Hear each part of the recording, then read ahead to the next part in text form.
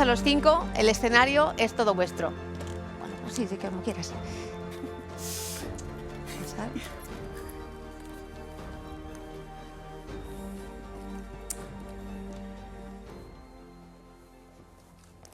Buenos días, bienvenidos a todos y todas a esta mesa de desafíos y oportunidades de energía renovable y tecnología limpia frente al turismo, en el encuentro anual sobre turismo y economía azul. Voy a hacer una pequeña introducción de la mesa y después daremos paso al debate con los tan notables participantes que nos acompañan. La descarbonización de los países para lograr sistemas eléctricos cada vez más renovables e independientes de los principales productores de combustibles fósiles ha provocado que se instalen un mayor número de paneles solares y aerogeneradores, pero no son las únicas tecnologías de fuentes limpias que se están desarrollando. Como ejemplo de ello, tenemos a dos expertos en energías marinas que quizás son las menos conocidas y con las más oposición se encuentran. La preocupación puede surgir por la presencia de parques renovables en el entorno natural y su impacto visual en el paisaje. Pero, ¿cómo se instalan las renovables? Para situar un parque renovable se buscan lugares que sean compatibles con el medio, rentables económicamente y que el recurso natural esté presente de manera suficiente. Y, por supuesto, que sean sostenibles.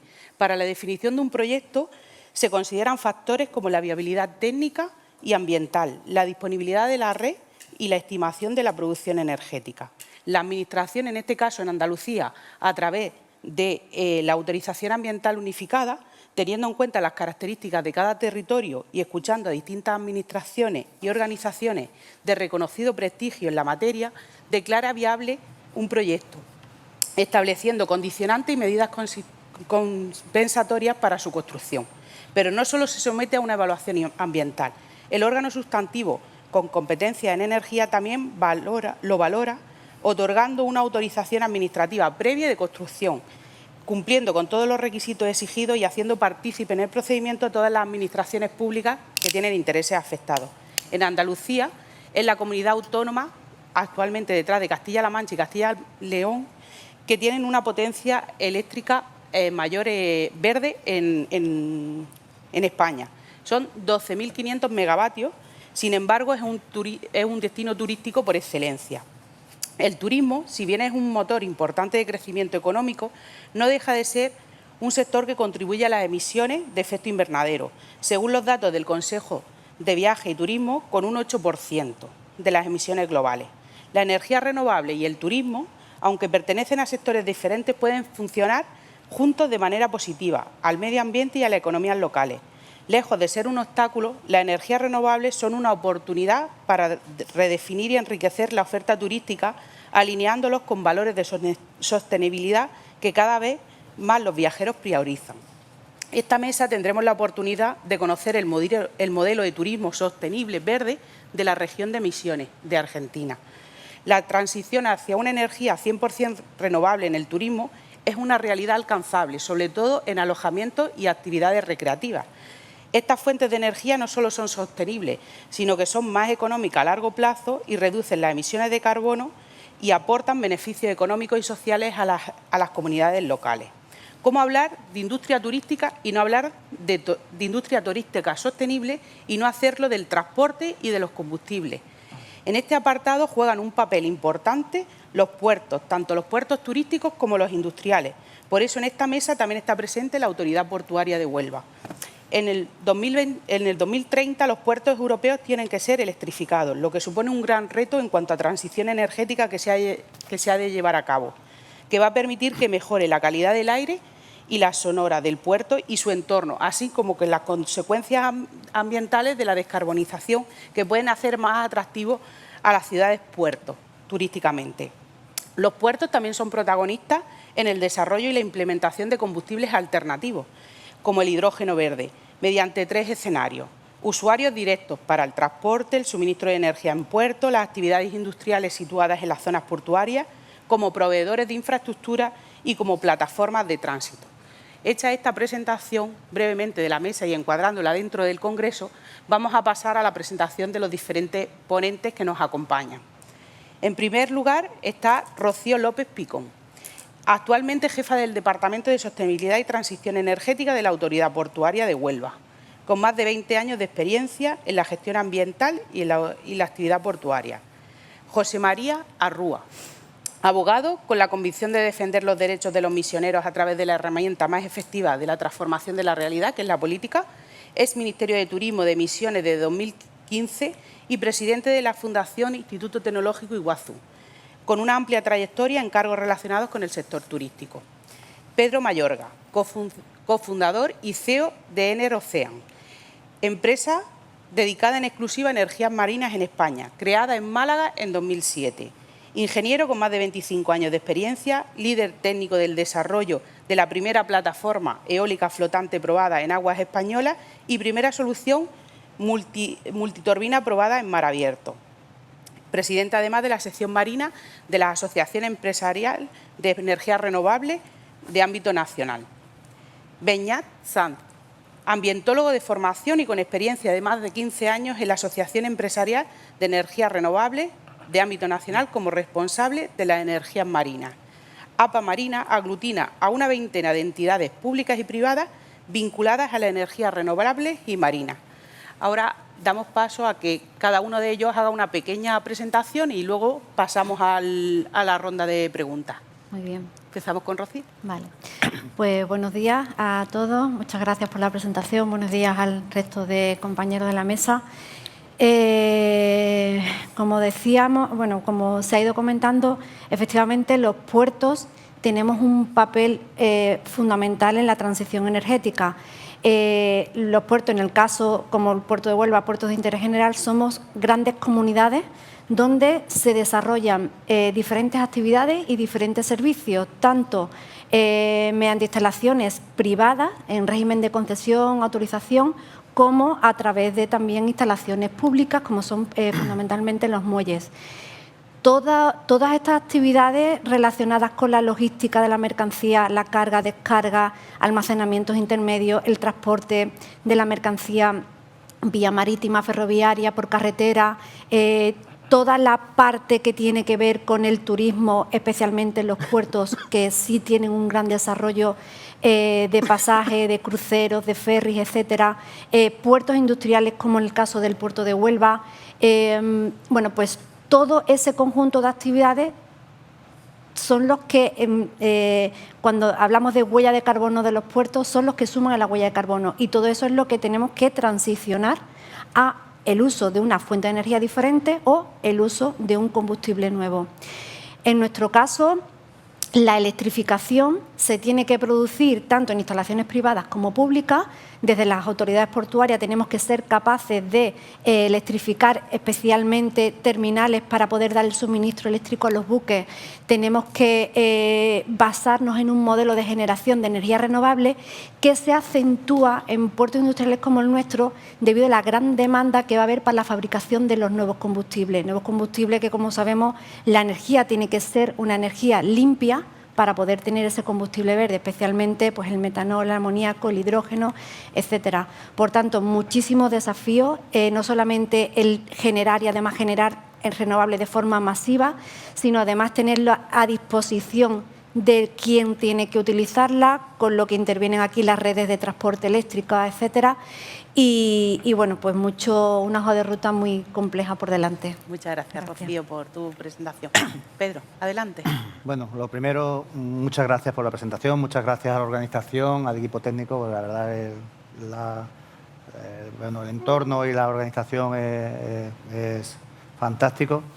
Y bueno, sobre todo también por la calidad de las mesas, ¿no?, que es una cosa a destacar.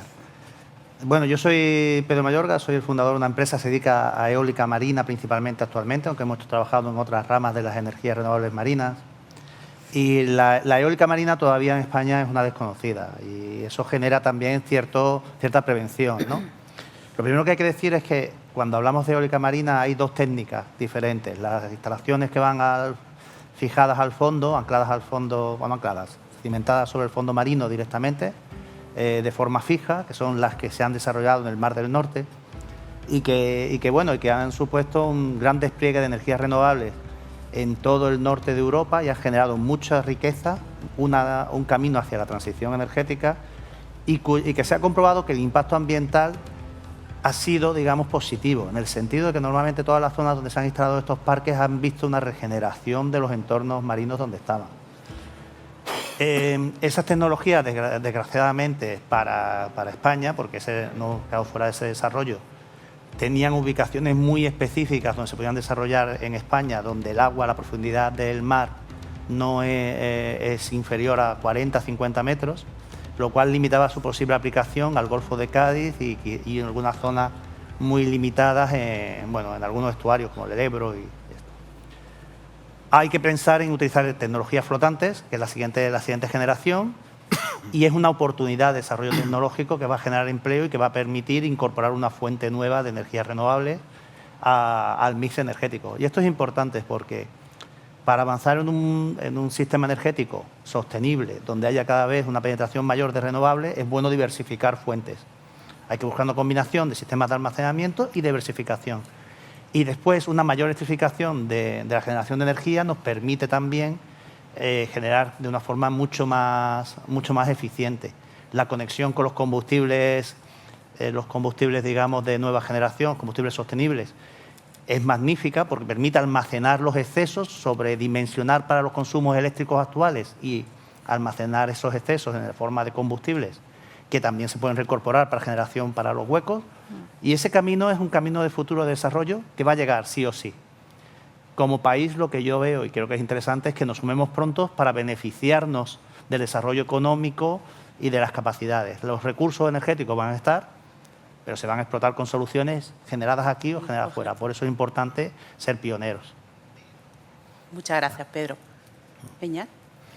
Bueno, pues a ver si me escucha, sí. Agradecer también la organización, la invitación y bueno, aportar un poquito a lo que ha comentado Pedro. ¿Por qué renovables marinas? Hablamos de España, hablamos de casi 8.000 kilómetros de costa, con una trayectoria y una experiencia naval y oceánica brutal. Históricamente, hemos sido líderes en ese sector. Entonces, se mezcla eso con las capacidades técnicas y tecnológicas, científico-académicas que disponemos en España, el recurso natural que disponemos, oleaje, algo de corrientes, pero oleaje y sobre todo viento. Esto se une un poco con los objetivos que hay a nivel europeo y a nivel incluso traspuestos a la legislación española de objetivos concretos para 2030, incluso para 2050, de descarbonización de la economía y de neutralidad climática. Si queremos alcanzar esos objetivos, hay que mirar al mar. Porque en este caso España dispone, como decía, de grandes capacidades y es una oportunidad muy interesante, ¿no? Pero si queremos llegar al 2050 con una economía descarbonizada totalmente, no queda otra que mirar al mar. Y entonces, en esas estamos, por eso España está apostando desde hace ya unos cuantos años. Nosotros desde la asociación llevamos tiempo insistiendo en eso. La Administración ya hace unos años que ha cogido el toro por los cuernos, digamos, y ha empezado a generar un marco normativo para unos proyectos que no hay que olvidar que son complejos, de una magnitud también considerable y en un medio como el marino, que es un medio complicado. Pues eso, como decía, la Administración ya ha cogido el toro por los cuernos, ya tenemos una hoja de ruta, tenemos unos objetivos para 2030, tanto para las energías del mar como para la eólica marina.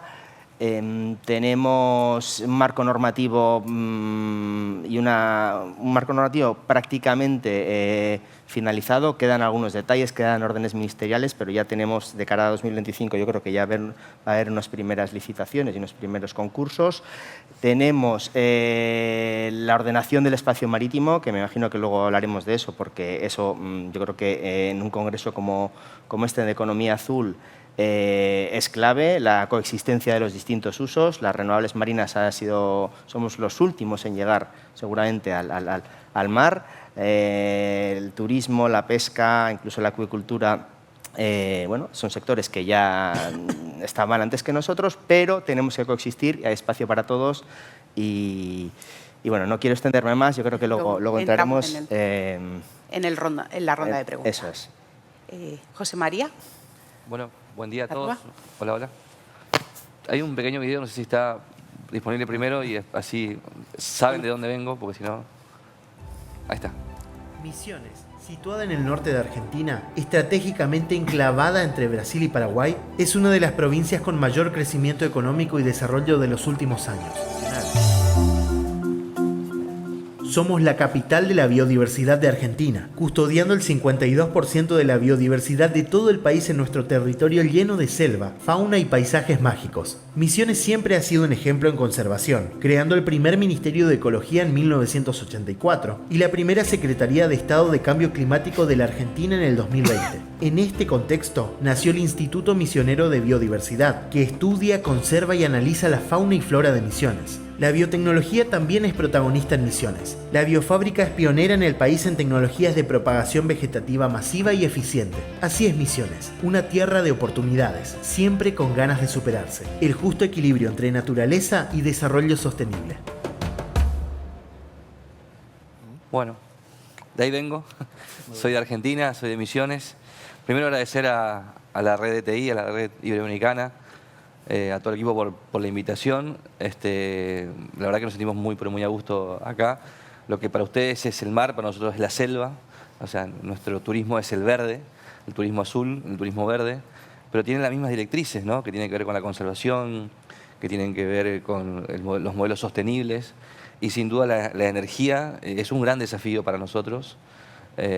Estamos muy cercanos a dos represas que son muy, muy grandes, que es Yacyretá e Itaipú, que son las que generan grandes corrientes de energía, digamos, para todo nuestro continente. La de Brasil es una de las más grandes de América, la de Yacyretá es una de las más grandes de la Argentina. Pero bueno, ahora el desafío es la energía renovable, la energía limpia.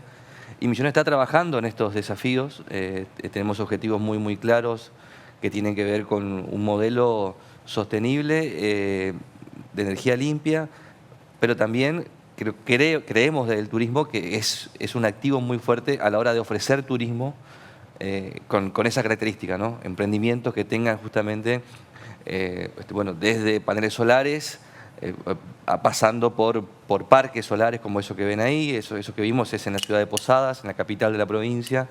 Es un parque que está preparado para 150 megawatts, o sea, tiene una gran capacidad. Tenemos el Silicon Misiones, único Silicon en Sudamérica, que el 80% del Silicon se nutre de energía solar.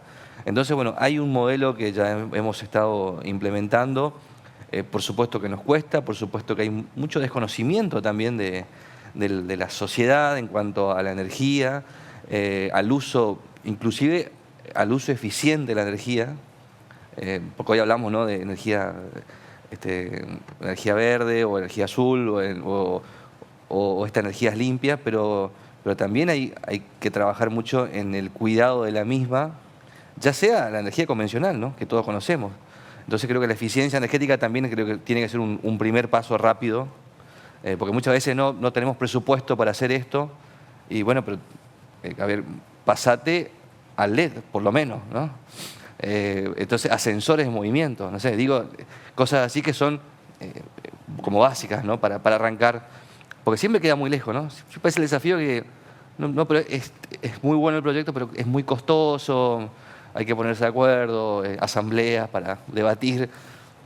Y me parece que hay decisiones que hay que tomarlas ya, ahora. El cambio climático no es lo que va a pasar, está pasando. Y me parece que los que tenemos responsabilidad de gestión, de gobierno, en las empresas, en el sector privado, en el sector público, tenemos que justamente, esto que decías, tomar el toro por las astas y bueno, generar esos cambios que son ahora, ¿no? La verdad que me pareció un congreso sumamente interesante me llevo una gran frase que es: el turismo será sostenible o no será, y creo que es parte de este trabajo que tenemos que realizarlo todos. José María, ya aprovechando que tienes el turno de palabra, ¿cuáles son los principales desafíos de implementar renovables en una zona turística como Misiones? Es la infraestructura, básicamente tiene que ver con eso, ¿no? Con regular estas inversiones que tiene que ver con créditos para los emprendimientos, que tiene que ver con generar, digamos, también a las empresas incentivos fiscales para que puedan invertir en estos parques. Nosotros tenemos un parque industrial en Posadas, en El Dorado, estamos trabajando en otros parques industriales en la provincia. Misiones tiene 3 millones de hectáreas, somos muy chiquititos, 1,5 millones es selva. Entonces, yo quiero que ustedes se sitúen en ese portaaviones que veían ahí, para que se entienda. La selva paranaense se unía con la Amazonas. Hoy desapareció esa unión, quedó solamente la selva paranaense y la Amazonas. En el medio no hay nada.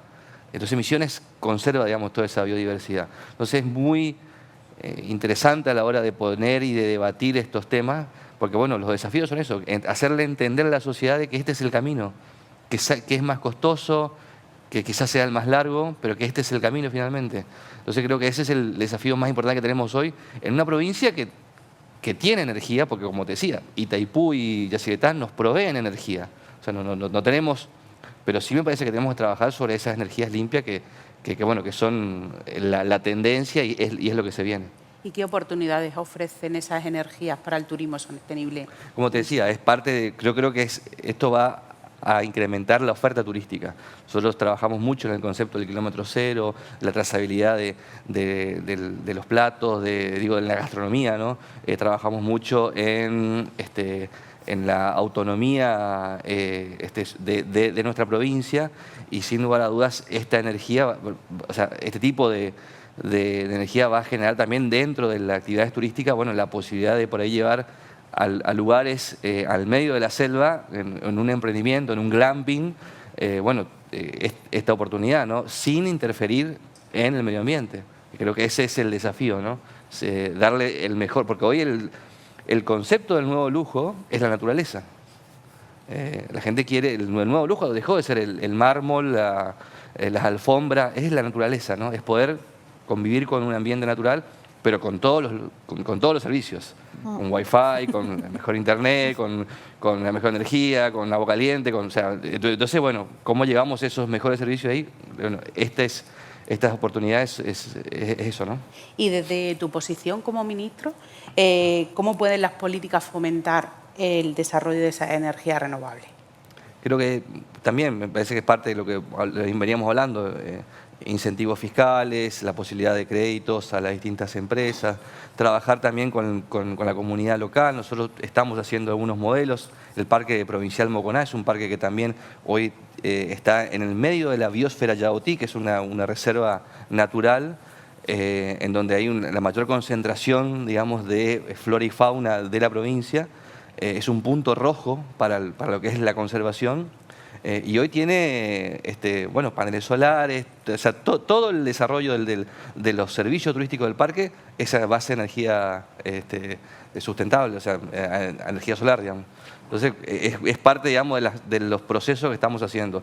El Parque Nacional Iguazú, que seguramente alguno conoce, y si no, los invitamos, tiene el tren de la selva, que el tren de la selva es totalmente eléctrico.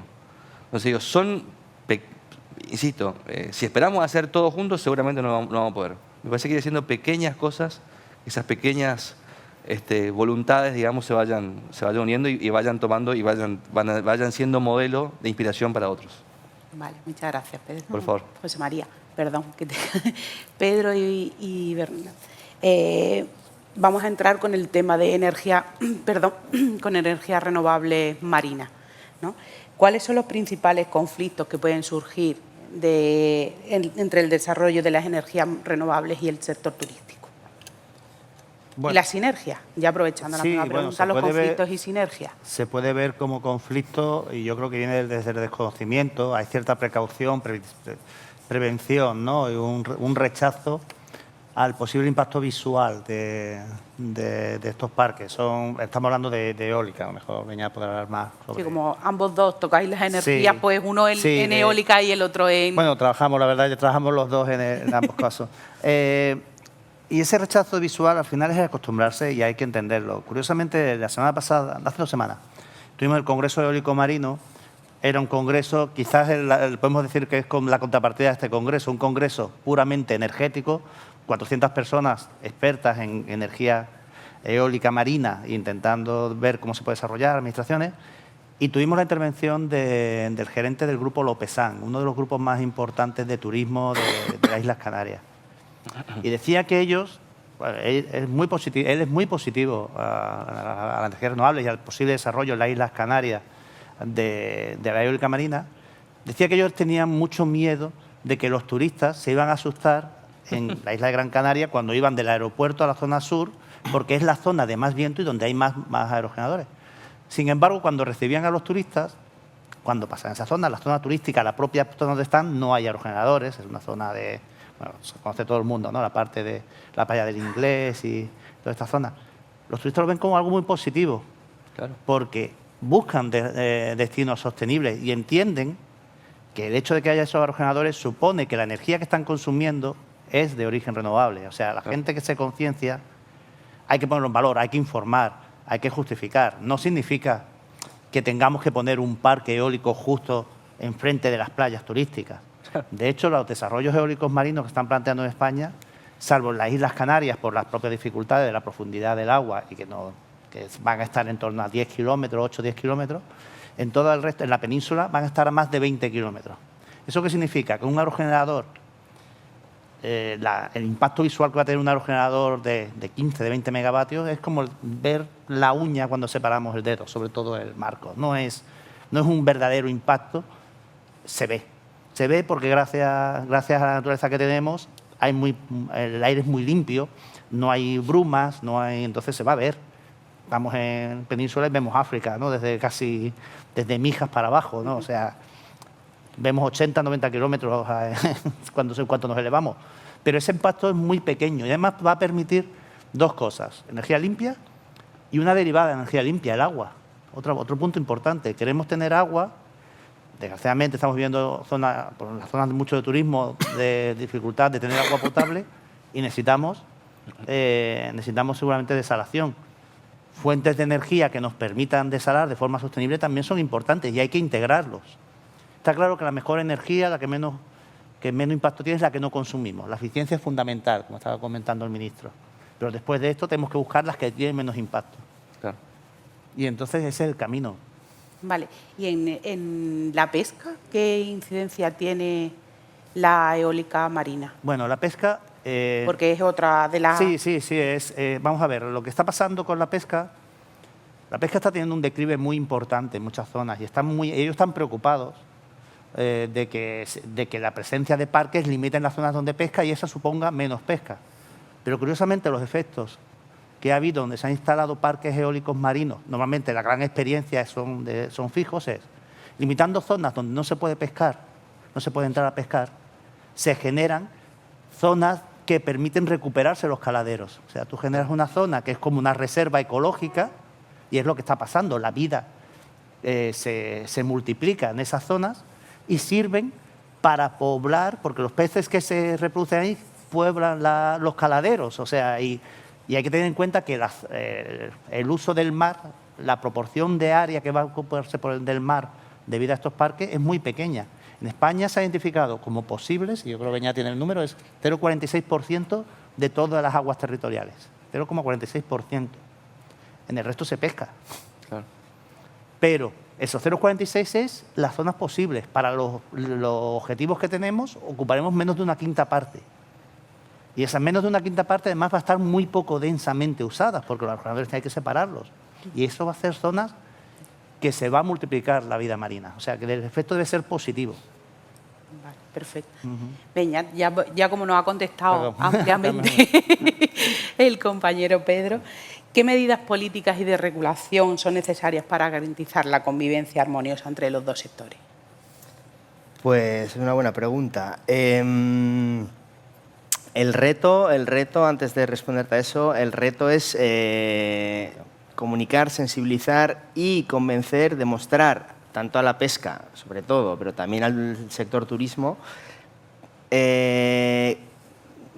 cómo las renovables marinas, cómo esta apuesta a largo plazo, a medio y largo plazo, va a ser positiva. Eso es un poco el reto y entiendo que es complicado, porque bueno, somos cortoplacistas y pensamos en el mañana, bueno, cuesta, ¿no? Pero hay que, de alguna forma hay que buscar la fórmula, igual no la hemos encontrado todavía, igual hay que buscar buenas prácticas, ejemplos del Mar del Norte, del Báltico, de ejemplos del norte de Europa, donde ya llevan años con parques. Igual hay que analizar bien cuáles son las buenas prácticas ahí y trasladarlas a España para convencer y para que se den cuenta que es una oportunidad, tanto para la pesca como para el turismo.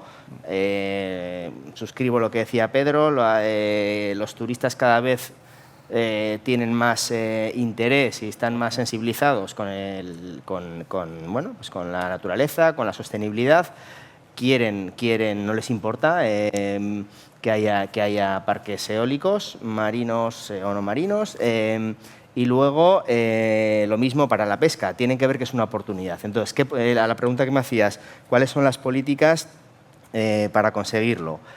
Medio y largo plazo, eso seguro, una apuesta decidida a medio y a largo plazo. Los resultados no se tienen por qué ver al día siguiente, pero hay que desarrollar una senda y con unos hitos y con unos tiempos necesarios para alcanzarlos. Hay que sensibilizar, hay que comunicar, hay que ser transparente, tiene que haber mucho diálogo entre las partes implicadas, hay que incorporar a la población local en las fases iniciales incluso de los proyectos, para que lo entiendan, para que vean, para que puedan aportar sus inquietudes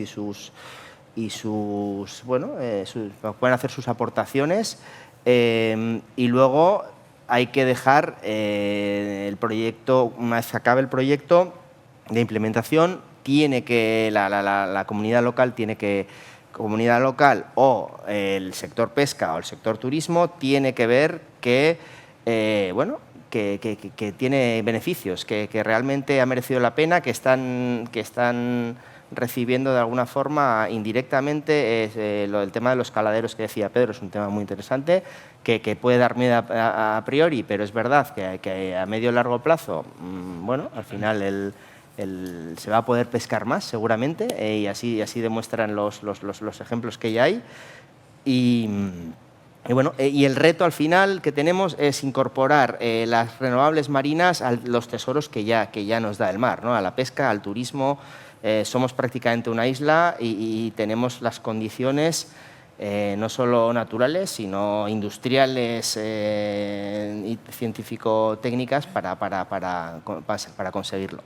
Bueno, a nivel marítimo se ha ido más allá que el terrestre, porque hay una ordenación marítima, cosa que a nivel terrestre están los planes de ordenación terrestre, pero, por ejemplo, en energía son bastante deficitarios y ordenan el territorio en cuanto a protecciones, pero no en cuanto a energía, que se están incorporando ahora la ordenación energética también a los planes de desarrollo.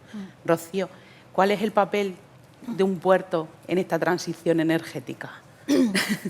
Pues diverso, y va a depender también del negocio del puerto. En el caso del puerto de Huelva, como comentaba anteriormente, además de tener movimiento como prácticamente todos los puertos de mercancía por contenedor, graneles sólidos, mercancía general, pasaje, tenemos menos, pero bueno, suele responder al patrón de todos los puertos. Somos un puerto industrial, y un puerto industrial eminentemente energético. O sea, nosotros del total de nuestro tráfico anual, prácticamente el 75% de la mercancía que movemos son graneles líquidos, y casi el 90% de esos graneles líquidos son productos energéticos.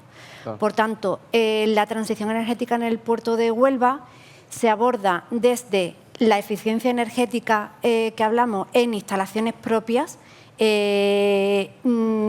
trasladando todo eso a la comunidad portuaria a través bien de herramientas de incentivo como son las bonificaciones ambientales o a través de requerimientos en pliegos de cláusulas, etcétera. Pero también tenemos un papel de proveer y facilitar la implantación no solamente de empresas dedicadas precisamente a la generación de energía renovable, como en el caso del puerto que tenemos destinado una gran parcela para una planta fotovoltaica de 200 megavatios, también disponer de las instalaciones y facilitar para que toda esta, tanto transporte de energía dentro del puerto como importar energía renovable hacia el puerto y disponer también de aquellos muelles y de aquellos canal de navegación, etcétera, para los futuros combustibles, pues que están demandando las empresas. Pero sobre todo también un papel importantísimo el que nos demanda el sector industrial energético en Huelva. Un sector energético que no solo tiene que transicionar para una energía primaria diferente, y al igual que estamos haciendo para la electrificación de todo el puerto, sino que además tiene que ofrecer un producto energético distinto. Y un producto energético que principalmente va a ser amoníaco verde, metanol verde, hidrógeno verde. Existe mucha experiencia en el manejo ya de estos productos, no como combustibles, pero sí para la propia industria, para agricultura, etcétera. Y todo eso necesita energía renovable de forma masiva. O sea, la potencia en el puerto de Huelva se va a multiplicar por mucho en los próximos años y tenemos que ser facilitadores y en muchas ocasiones también promover las colaboraciones público-privadas necesarias para que toda esa energía venga al puerto y se pueda utilizar para todos esos nuevos combustibles. Por tanto, un papel pues muy diverso, que obviamente pues muchos retos por delante y oportunidades también, sobre todo ligadas a la descarbonización del sector marítimo. Puertos como el de Huelva vamos a tener un papel importante en los servicios de bunkering de los nuevos combustibles en las grandes rutas marítimas. Los barcos están cambiando, los nuevos combustibles, cambian la densidad, no puedes almacenar todo el combustible que tradicionalmente almacenas, necesitas repostar más frecuentemente, o sea, todo esto va a cambiar. Surgen los Green Shipping Corridor, que precisamente lo que pone en valor son el uso en líneas marítimas y en puertos de origen y destino de todos estos nuevos combustibles. ¿Y cuáles son los grandes retos que tienen los puertos? Pues principalmente en cuanto a disponer de renovables, sí es cierto que el puerto de Huelva somos un puerto muy extenso en cuanto a superficie de suelo, somos el puerto más extenso del sistema portuario y tenemos espacio, en este caso, como decía, para una instalación de una planta fotovoltaica de nivel, que es decir, 200 megavatios, que aún así eso es para todo el sector industrial. La demanda que hay es como un caramelo en la puerta de un colegio, o sea, eso está rifadísimo porque se requiere mucho. Por tanto, estamos trabajando en que las redes de transporte estén disponibles para traernos, para poder importar esa energía. Después, el trabajo que tenemos que hacer, el dotar de nuevos muelles y nuevas instalaciones para todo este tráfico de nuevos combustibles, eso también es parte de las autoridades portuarias. Eso nosotros es un trabajo de proyectos, inversiones. O sea, aquí estamos hablando de inversiones entre públicos y privadas de muchos miles de millones. Entonces, pues bueno, se requiere, ahora mismo hay mucha incertidumbre, tanto en la parte de la tecnología, normativa, y trabajando en ello. Camino nuevo. Sí. ¿Y qué activaciones está haciendo el puerto? ¿Qué, perdón? ¿Activaciones está haciendo el puerto de Huelva? Actuaciones está haciendo. Aparte de, vamos, entiendo que las plantas fotovoltaicas, pero como tú has dicho, es un caramelito. Claro. ¿Algún plan de ampliación del puerto, si es posible? Pues como principales actuaciones, en la parte de energía renovable sí que estamos tratando también de fomentar, como decía, a través de bonificaciones ambientales, el que las empresas, la comunidad portuaria lo forman casi 300 empresas. Estamos trabajando para ver todo el potencial renovable desde el uso de los techos de las propias construcciones que existen y ¿por qué no tratar de la creación de esas comunidades energéticas? Tenemos que hacer, nos queda por delante un gran trabajo en cuanto a la sensorización y el disponer del control de todo el consumo energético. Estamos hablando de pequeñas ciudades, pequeños municipios con muchos sectores de actividad y donde intervienen, pues al final, también mucho transporte de mercancía y sectores pues muy tradicionales que se tienen que adaptar no solamente a uso de nuevas fuentes de energía, sino a nuevas formas también de operar, de digitalizar, etcétera. Y pues todo eso. Muchas gracias.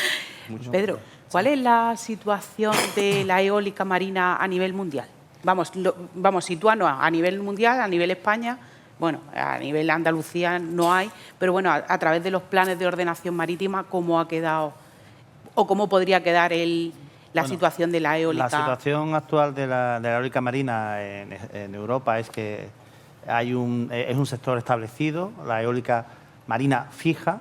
El sector entonces Europa es líder mundial, ahora ya detrás de China. China está tomando ese desarrollo en su proceso de incorporación de fuentes de renovables y la eólica marina es una de las fundamentales. En cuanto a eólica flotante, las experiencias son todavía pequeñas, hay un número reducido de parques precomerciales en Escocia, en Francia, en Portugal, de 3 unidades, de 4 unidades, en Noruega, y esos son los que hay. Y ahora lo que hay un número de prototipos de tecnologías donde España tiene un papel muy importante y muy relevante. O sea, el futuro que tiene España y todo el Mediterráneo para acercarse a la eólica marina gracias a la tecnología flotante, es el momento de hacerlo y estamos en esa situación. En cuanto a Andalucía, nada, por ahora, aunque los pueden establecer un par de zonas que no son quizás las más interesantes para el desarrollo inicial. No, a lo mejor el desarrollo tecnológico le toca a Pero el desarrollo tecnológico lo tenemos y es importante, y capacidades industriales muy relevantes en la Bahía de Cádiz, por ejemplo, también. O sea, que hay un muy buen potencial. Vale. Pues bueno, se acaba el tiempo de intervención de nuestros ponentes, que la verdad que ha sido muy gratificante tenerlos aquí y muy, un conocimiento puesto encima de la mesa. Y ahora pasamos al turno de preguntas de los oyentes. Ahí hay uno. Ahí hay una. Esos focos Sí, ahí, duros. Buenos días. Una pregunta. ¿Habría alguna limitación jurídica en que los parques eólicos marinos flotantes ocuparan aguas internacionales, salieran de las aguas territoriales? Hay limitaciones y es un tema importante. Curiosamente, en España prácticamente es que no tiene sentido separarnos de lo que son las zonas económicas exclusivas. Son aguas internacionales, pero son las aguas... Yo no soy un experto legal, pero curiosamente no hay zonas que no estén asignadas, desde luego todo el Mediterráneo, o ya cuando vamos al Atlántico podríamos llegar a aguas internacionales que no formarían parte de las zonas económicas exclusivas, pero estamos hablando, serían más de 200 millas, son 360 kilómetros. Si tiene interés, no, el tema no es práctico, digamos, la extracción. No, me refería a aguas territoriales, salir de las 12 millas. Sí, Eso no hay ningún todo problema. el plan de desarrollo... No hay ninguna limitación en ese tipo. Toda la planificación de posibles desarrollos industriales de parques eólicos en España está por fuera de las 12 millas. O sea, está en la zona exclusiva hasta las 200 millas o el límite con aguas territoriales de otro país. Es lo normal y como están planteando los desarrollos eólicos. O sea, y además hay una cosa muy importante y es muy buena pregunta esta, porque ¿qué es lo que estamos haciendo al plantear estas instalaciones? Podemos generar nuevas zonas de acceso al medio marino que se pueden combinar con grandes sinergias. Estamos hablando de los puertos de necesidad no de energía, y el puerto es una zona concentrada, sean grandes como el puerto de Huelva. Un parque marino puede ser un satélite de producción de energía para ese puerto y el puerto puede ser el destino perfecto para la recepción del cable, pero además también es el puerto logístico de operación, es el punto de salida, la comunicación, durante las fases de instalación, pero también durante el mantenimiento, que es muy importante. Y llegar a instalaciones permanentes en el mar, pues puede generar sinergias, por ejemplo, con la acuicultura en aguas profundas, una acuicultura mucho más sostenible que lo que se está haciendo en zonas concentradas, en estuarios. países vecinos como en Chile, el gran problema que tienen con la acuicultura es que lo hacen en fiordos y está muy concentrada la producción, ¿no? Entonces la carga, digamos, la carga biológica que suponen esos parques pues está muy concentrada y puede generar problemas. Sin embargo, si la distribuyes en un parque porque utilizas las instalaciones, las plataformas, estás llegando con el multiuso, estás llegando a utilizar una forma más sostenible el entorno. Y hay muchas posibilidades de ese desarrollo. Y la zona económica exclusiva no se explota por las dificultades que tiene, salvo cuando hay un recurso de gran valor, que puede ser petróleo o puede ser gas. Son las únicas cosas que ahora mismo se están explotando en esas zonas exclusivas y esto es un nuevo desarrollo. Muchas gracias por la pregunta.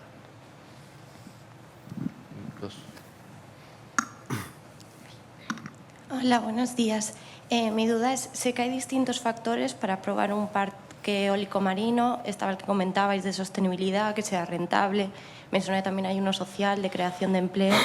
Mi duda es si está escrito en algún sitio qué peso tiene cada factor, pero la última vez que lo pregunté no estaba claro y creo que eso también crea mucha retinencia en el sector medioambiental porque no se sabe qué peso tiene la sostenibilidad y las aguas españolas son cruce de aves migratorias entre Europa y África y preocupa en ese sentido, por si teníais alguna aportación. ¿Quieres contestar? Bueno, empieza tú si quieres.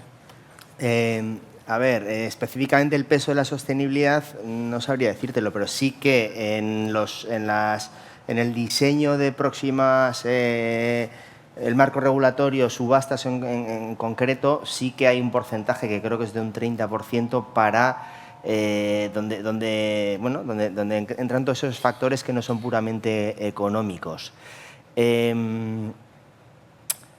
A lo que dices de la sostenibilidad de la avifauna, eso es un tema importante.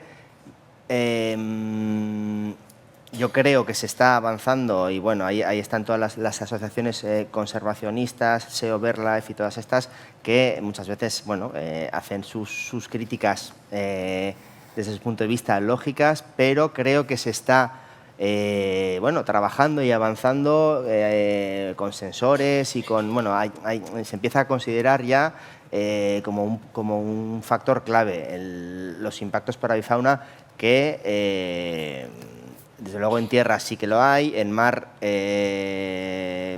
veremos si se producen y yo creo que toda esa tecnología que se va incorporando de sistemas de radar y lidar y tal, sí que tienen que considerar ese factor de la avifauna. No sé si te he respondido del todo, igual quieres tú completar. Te quería comentar, el primer factor de tener en cuenta la sostenibilidad y el posible riesgo con zonas muy sensibles es la exclusión. Se empezó con la primera planificación, la primera selección de zonas para explotación, para posible uso de parques eólicos marinos. Lo que primero que se hizo fue excluir todas las zonas sensibles, zonas protegidas o zonas de alto potencial para la conservación de la biodiversidad. Entonces, las primeras zonas que se establecieron en el primer POEM, primer borrador del Plan de Ordenación Marítimo, ya tenía en cuenta como criterio máximo. O sea, si había riesgo, en principio se priorizó siempre la sostenibilidad. Hay criterios, lógicamente, habrá gente que piensa que se debe haber todavía más, ¿no? Pero se tuvo en cuenta. Hubo una segunda iteración y en esa segunda iteración se redujeron zonas de ese plan de ordenación, esas zonas previstas inicialmente. Lo primero que se hizo es las zonas de alta prioridad de uso prioritario se convirtieron en alta prioridad, se bajó la prioridad de la eólica marina, lo cual significa que en un estudio ambiental, que son muy serios, que se hacen estudios de avifauna, que se tienen en cuenta toda la presencia de especies en la zona. Nosotros hemos hecho 2 estudios para parques eólicos experimentales, principalmente en Canarias, y es que el estudio ambiental es muy serio, muy completo, para que se estudie, se tenga en cuenta, y eso se va a evaluar después por las administraciones. Y lo que digo es que cuando se eliminaron nuevas zonas, no fue por esos temas principalmente de aves, se eliminaron zonas por defensa, en la zona de Cádiz, se eliminaron zonas por compensar y por tranquilizar a la pesca en Galicia, y después la zona de Cabo de Gata, que en principio quedaba alejada, pero se quiso priorizar el posible riesgo que pudiera tener sobre las especies de la migración de mamíferos marinos, ¿no? De ballenas y delfines. Y se eliminó la zona. ¿Por qué? Porque se está priorizando la parte ambiental. Y además nos interesa que no haya conflicto en los primeros desarrollos, que se tenga experiencia. O sea, que creo que hay que ser prudente. Se podía haber hecho de otra forma, se podía haber eliminado de primeras, creo yo, pero bueno. Y sobre los criterios, como decía Beñat, a la hora de evaluarse, todavía el peso específico de esos criterios no técnicos, no económicos, está por definir. Estamos esperando un orden ministerial que lo va a definir y que va a ir evolucionando, pero sabemos que el 30% del peso de asignación de un parque o de otro, de candidaturas, van a ser esos criterios no técnicos. Sostenibilidad, generación de empleo, integración con el entorno, todo esto se va a tener en cuenta.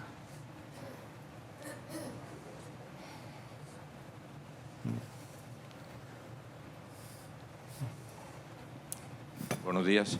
Bueno, en parte ya ha respondido la pregunta que tenía prevista, pero me gustaría insistir. Los promotores de proyectos eólicos marinos están encontrando mucha resistencia a la hora por parte de asociaciones de pescadores, de armadores, de ecologistas. Lo digo precisamente porque hace poco más de un año los promotores renunciaron al proyecto Mar de Ágata, que estaba aquí a unos 20 kilómetros, ¿verdad? Al final, el Ministerio de Transición Ecológica eliminó la zona precisamente por la afección que podía tener a la pesca de arrastre. Entonces, en otros parques eólicos, en otros proyectos, están encontrando la misma resistencia que hubo aquí en Almería apenas hace 2 años, y ya digo, se eliminó la zona definitivamente hace un año. Y digo, yo no soy promotor, yo soy desarrollador de tecnología, pero conocemos bastante bien el sector.